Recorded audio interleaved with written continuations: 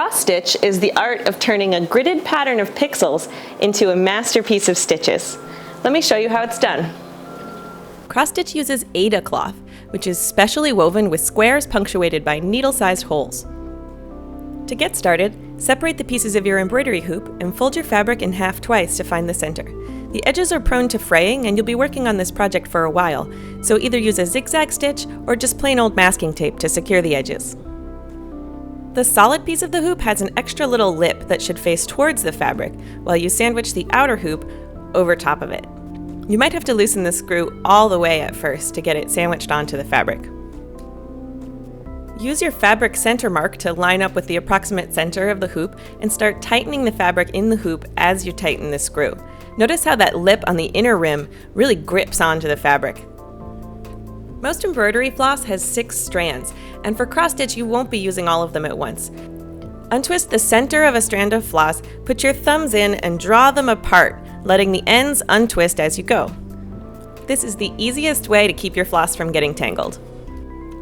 Thread the needle with the number of strands your pattern calls for, and bring the needle from back to front in the very center of your hoop. Don't make any knots on the back of your project, but rather leave about a 1-inch tail that you'll then secure with further stitches. Hold the tail in the back with one hand, while bringing the needle diagonal across a square of the fabric through to the other side.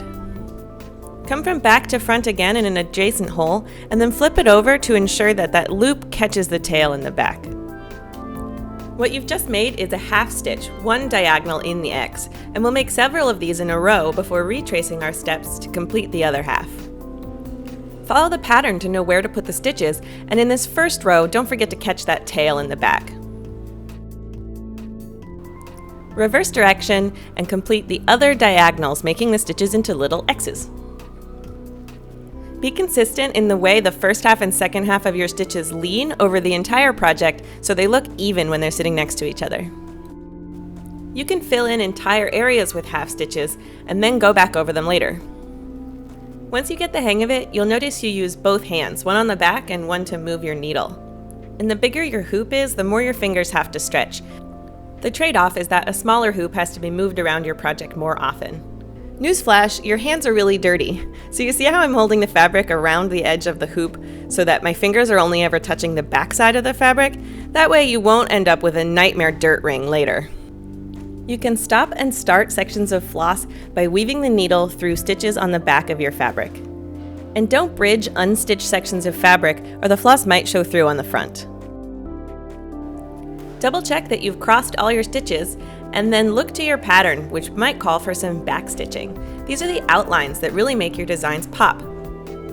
They might go alongside stitches and they might go over top of them. Just think to yourself, 2 steps forward, 1 step back. When you're all done, you can take the project out of the hoop by loosening the screw and separating the 2 pieces. And then you can assess your nightmare dirt ring. See, I have a little bit on the front, but most of it's on the back where it won't be a problem. Hand wash your project with some color-safe detergent in warm water and then lay on a towel. You can roll it up in the towel to squeeze out the extra water before letting it dry overnight. Then you can iron it between 2 towels using low heat and steam. We're going to make our design into a pillow, so cut another piece of fabric that's the same size and sandwich them right sides together. Pin along the perimeter and use your sewing machine to stitch all the way around, except for one little space you'll use to turn it right side out. Use a chopstick or a pair of scissors or anything long and pointy to help shape your pillow as you fill it with batting. Then use a needle and thread to stitch that last opening shut. I like to use a ladder stitch, but a whip stitch would work just as well. Finish it off with a knot, and then put your needle into the pillow and come out somewhere completely different in order to hide the tail. Now the tail will be inside the pillow, and when I cut it off, you'll never see it again. Cross-stitch is an easy project to travel with because it's small and you can work on it in bits and pieces, and it's also really fun and easy to make your own patterns using your favorite image editing software because it's basically just a low-res graphic. And if you're looking for a first cross-stitch project, check out our Ohm Sweet Ohm resistor chart kit. When you're done stitching, it makes a great electronics reference above your workbench or in your hackerspace. Show us your cross-stitch projects in the Adafruit Flickr pool. Don't forget to subscribe here on YouTube.